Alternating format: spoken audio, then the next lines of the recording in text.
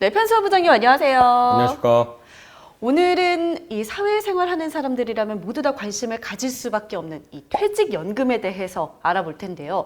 이 퇴직연금이 무엇인지 이해를 돕기 위해서 설명 좀 자세하게 부탁드리겠습니다. 네, 알겠습니다. DB와 DC, IRP라고 하는 세 가지 제도가 있는데 실은 퇴직연금 제도는 두 가지입니다. DB형하고 DC형. IRP는 조금 다시 설명을 해야 되는데 네. DB형하고 DC형을 먼저 설명을 드리면 DB형이라고 하는 건 회사가 운영을 하고 DC형은 근로자가 운영을 합니다. 근로자가 직접. 네. DB형의 퇴직금을 수령하는 방법은 3개월 평균 임금으로 퇴직 연수를 곱해서 내가 만약에 10년을 근무하고 네. 마지막 10년의 평균 3개월 급여를 곱해가지고 퇴직금을 수령하게 돼 있어요. 연차에 따라 조금 더 예, 달라지는 그렇습니다. 거네요. DC형 제도라고 하는 건 뭐냐면 연간 임금 총액의 12분의 1을 근로자 계정에 넣어줘요. 그래서 근로자가 직접 운용을 해서 내가 퇴직하기 전까지 운용을 하고 운용에 대한 성과를 퇴직 시에 받게 되고 IRP라고 하는 건 뭐냐면 DB, DC에서 퇴직이 일어나면 네. 의무적으로 IRP에 퇴직금을 수령하게 돼 있어요. 그래서 대한민국의 퇴직연금은 DB, DC에서 받는 게 아니라 IRP라고 하는 개인형 퇴직연금 제도에 의해서 연금을 수령하게 돼 있어요. 네.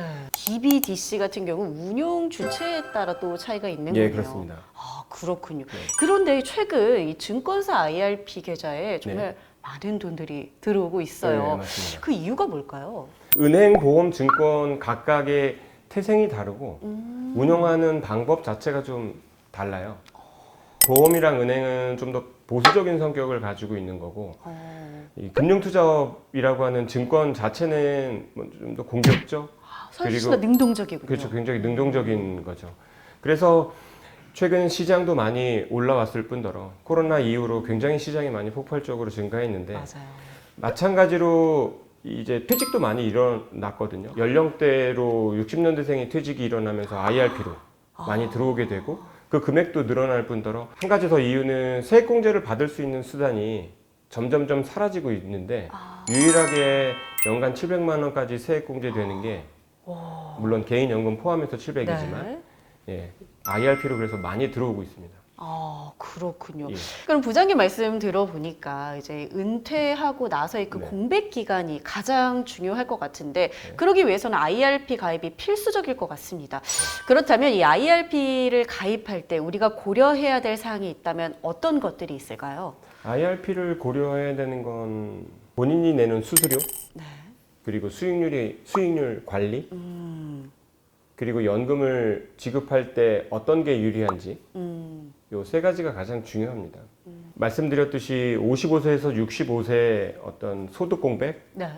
그걸 메꾸기 위하고 또 65세 넘어서 무언가 윤택한 삶을 위해서는 가장 중요한 게 10년 이상, 15년, 20년 가까이 수수료를 내야 되는데 그 수수료를 고민을 해야 되는 거고 그럼 그동안 수수료도 수수료인데 더 중요한 거는 뭐냐면 수익률을 어떻게 높여주고 수익률을 어떻게 관리해 줄 것이냐. 그렇죠. 예.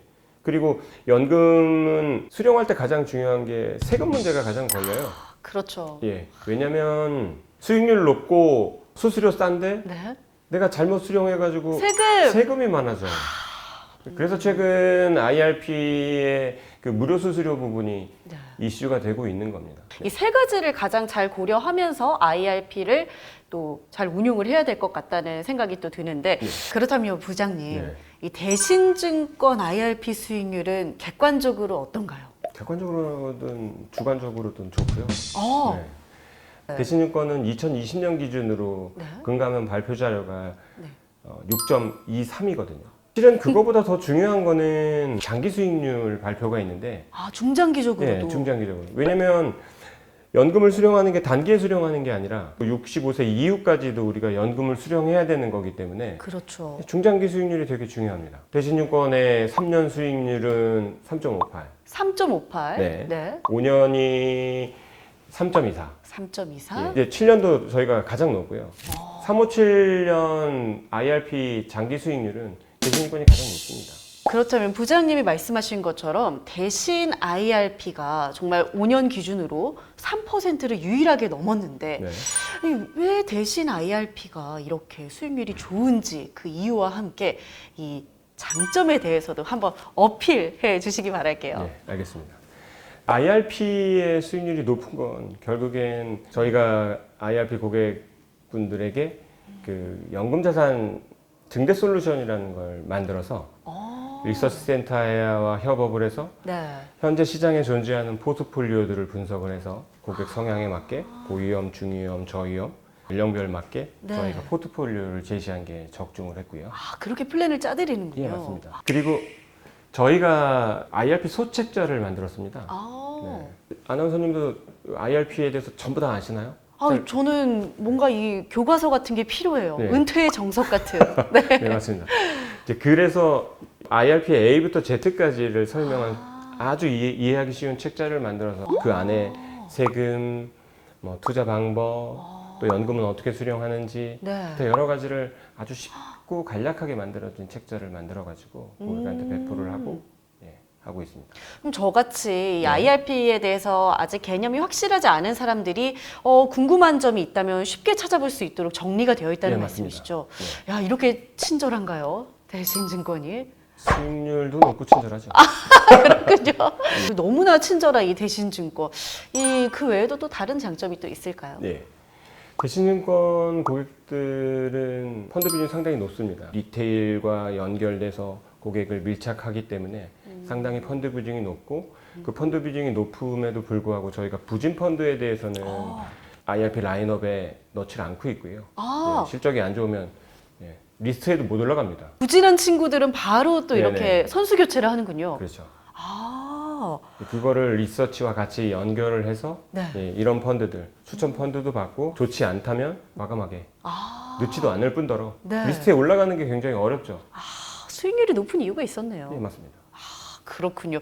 그렇다면 이 최근 오픈한 이 비대면 IRP 개설 서비스 이건 뭔가요?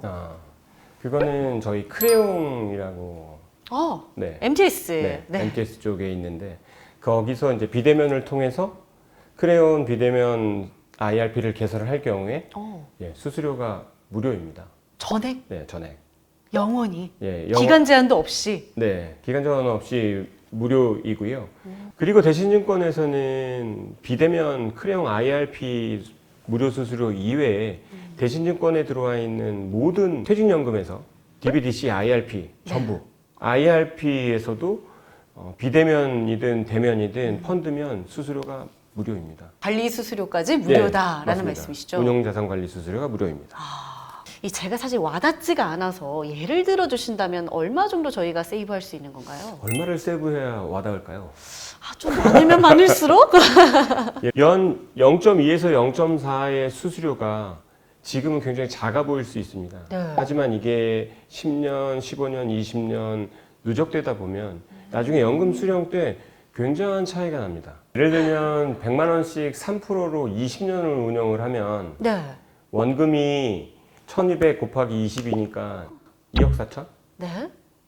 그런데 3%로 운영되고 수수료 계산하면 약 한 1,500만 원 정도 차이 나죠. 만약에 우리가 수수료를 꾸준히 냈다면 네. 1,500만 원이요? 네. 야, 그러면은 1년에 100만 원씩만 해도 네. 야, 너무 아까운 내 돈이 그렇게 공중으로 분해가 되는 거잖아요. 그렇죠. 이런 것들을 아낄 수 있기 네. 때문에 비대면 IRP 크레용에서 크레온에서 할 네. 수 있다. 야, 그렇다면 IRP 앞서 잠시 절세에 대해서도 살짝 언급을 해주셨는데 이 절세 혜택이 꽤 크다고 말씀을 하셨잖아요. 네, 맞습니다. 구체적으로 얼마나 또 우리가 면세를 할 수 있는지 궁금한데요. IRP는 연간 700만 원까지 세액공제가 되고요. 연봉이 5,500 이하이신 분들은 16.5%를 그대로 돌려받고요. 100만 원 내면 16만 5천 원을 돌려받아요. 그리고 연봉 5,500이 넘으시는 분들은 13.2%를 세액공제를 해주거든요. 네. 예. 그럼 100만 원 내면 13만 2천 원을 그대로 돌려받습니다. 야, 네. 그만큼 이 절세가 혜택이 꽤 그렇죠. 크네요. 네.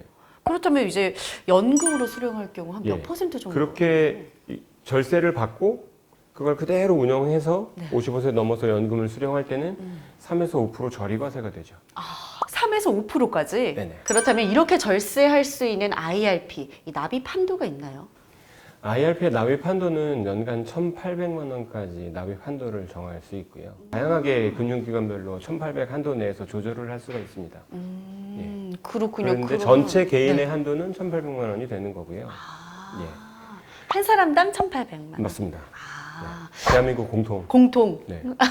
그렇다면 예신 IRP 같은 경우 우리가 어떻게 가입해야 되는지도 궁금해요. 가입하는 방법은 영업점을 방문하시거나 MTS, 프레용. 아까 말씀하셨던 네, 비대면 맞습니다. IRP. 네, 무료 수수료를 원하신다면 그렇게 하는 거고 가까운 영업점에 방문하셔도 되고 비대면으로 할 수 있고 그렇게 해서 대신권의 IRP를 가입할 수 있습니다. 네, 오늘 편수원 부장님과 함께 퇴직연금에 대해서 자세히 알아봤는데요. 아쉽지만 여기서 마무리하도록 할게요. 그럼 여러분 다음번에 봬요. 안녕!